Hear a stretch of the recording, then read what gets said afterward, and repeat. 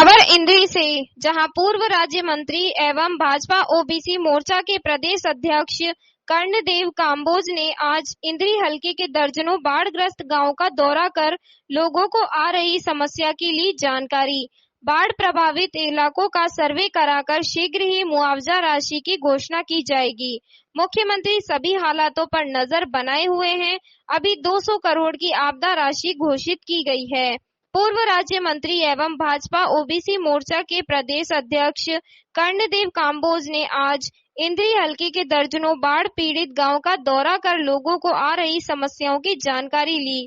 पूर्व मंत्री ने हलके के जप्ती छपरा, बीबीपुर, ब्राह्मण, सैयद छपरा, बयाना, कलसोरा सहित कई गांवों का दौरा किया। उपमंडल के गांव बीबीपुर ब्राह्मण के पत्रकारों के साथ बातचीत में उन्होंने कहा कि यमुना नदी के पानी से रादौर व इंद्री हलके के दर्जनों गांवों में बाढ़ की स्थिति बनी हुई है।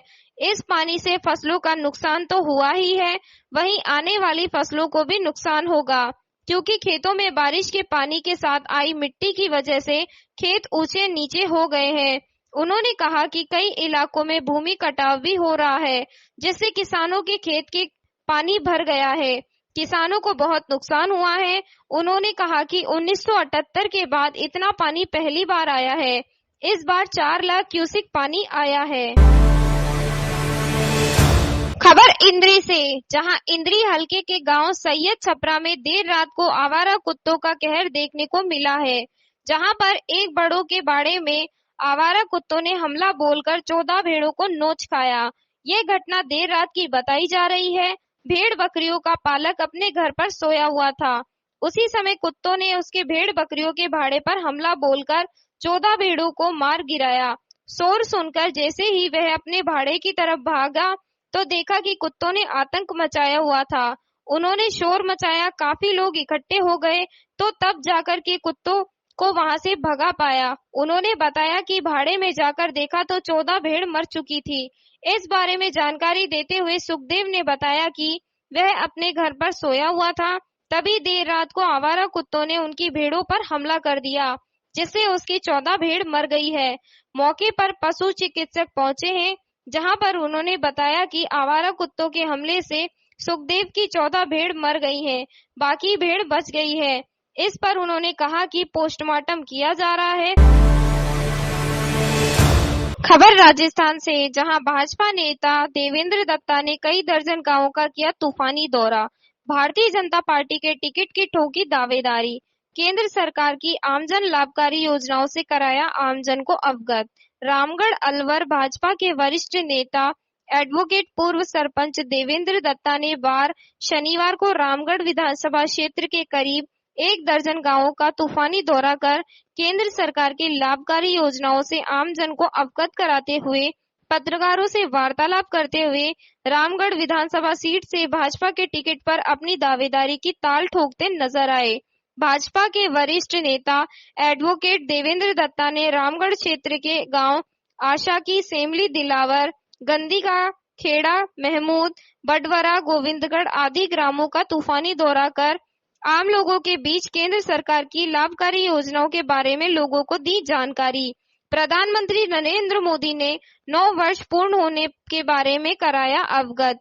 वहीं मौजूद ग्रामीणों ने देवेंद्र दत्ता को माला पहनाकर साफा बांधकर स्वागत किया। क्षेत्र के दौरे के दौरान देवेंद्र दत्ता ने महाशिवरात्रि के पर्व पर कई गांवों में लगे कावड़ियों के शिविर में सेवा प्रदान की। इस मौके पर भाजपा युवा नेता हरप्रीत सिंह, सुभाष राजपूत, भगत सिंह राजपूत, मोनू जी काली गुर्जर, अमनदीप सिंह, मनप्रीत सिंह, पिंकी मनोज कटारिया इत्यादि शामिल रहे।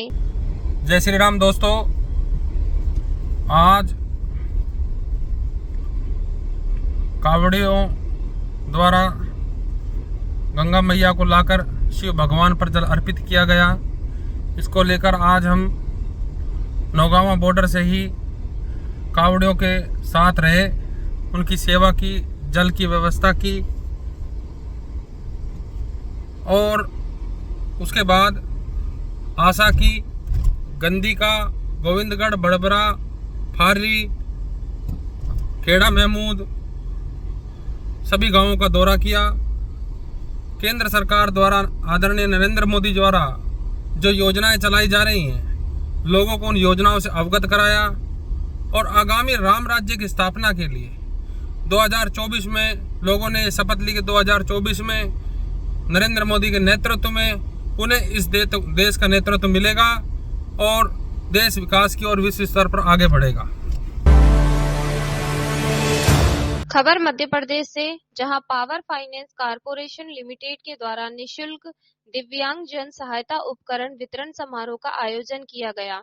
माननीय प्रधानमंत्री नरेंद्र मोदी के निर्देश पर पावर फाइनेंस कारपोरेशन लिमिटेड के द्वारा मोहनखेड़ा में निशुल्क दिव्यांग जन सहायता उपकरण वितरित किए गए। इस कार्यक्रम के द्वारा कुल 91 इलेक्ट्रिक साइकिल कीमत 3,80,700 रुपए दिव्यांग जन को लाभ प्राप्त हुआ है। वहीं कंपनी के चीफ व उपस्थित जनप्रतिनिधियों ने बताया कि यदि कुछ दिव्यांग जन इस योजना का लाभ नहीं उठा पाए हैं, उन्हें मायूस होने की जरूरत नहीं है। कंपनी के द्वारा अगले चरण में उन्हें भी लाभान्वित किया जाएगा।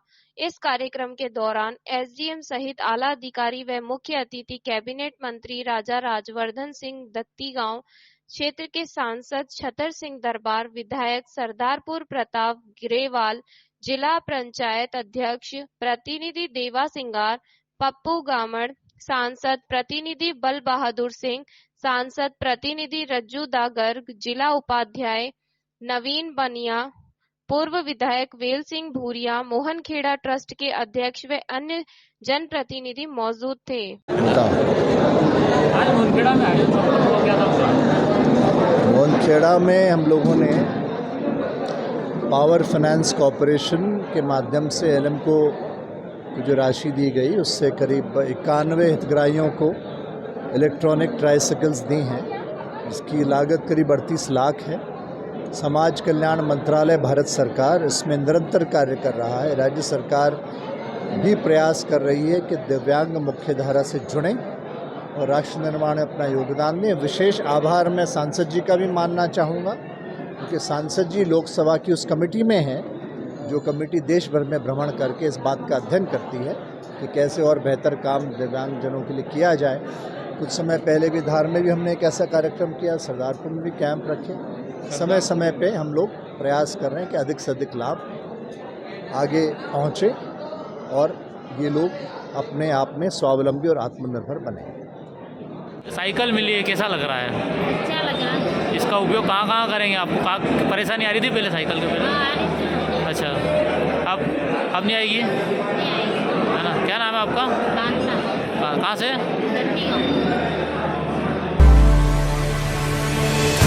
खबर पोलाई कला से, जहां शिक्षण संचालनालय भोपाल समग्र शिक्षा अभियान स्टार्ट प्रोजेक्ट के अंतर्गत उत्कृष्ट विद्यालय पोलाई कला पर प्रदर्शनी का आयोजन।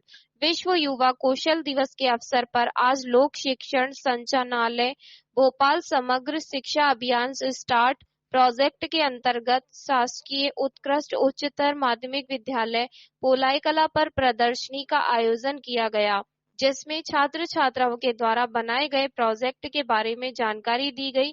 प्राचार्य कुंदन वर्मा के द्वारा जानकारी देते हुए बताया कि ब्यूटी स्प्लेनेस व हेल्थ केयर के विद्यार्थी के द्वारा प्रदर्शनी के माध्यम से अपने कौशल का प्रदर्शन किया गया, ताकि बच्चों की बौद्धिक क्षमता बढ़े और कहीं ना कहीं वह अपने लक्ष्य को प्राप्त कर सके, क्योंकि शिक्षा के साथ साथ रोजगार भी जरूरी है। इसी उद्देश्य को लेकर के प्रोजेक्ट के माध्यम से शिक्षा के बाद में व्यावसायिक रोजगार वहां अपने आत्मनिर्भर तरीके से सुचारू रूप से संचालित कर सके। इसी के लिए आज कार्यक्रम आयोजित किया गया था।